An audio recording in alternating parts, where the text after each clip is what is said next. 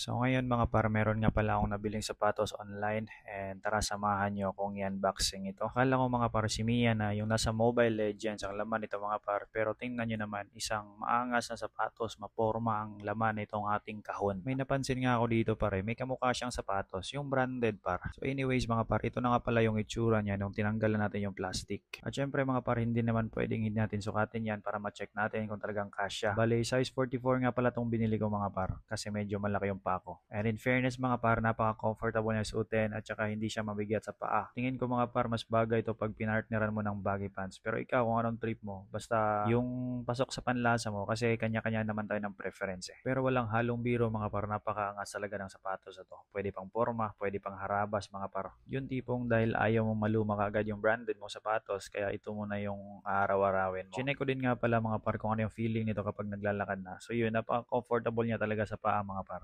Angas niyan par. Alam mo ba par na nasa 358 pesos lang yan? Kaya ano pang hinuhulat-hulat mo dyan par? I-click mo na yung link dyan par. Or kung nasa TikTok naman par, nandyan yan sa ating yellow basket. Panalo kayo.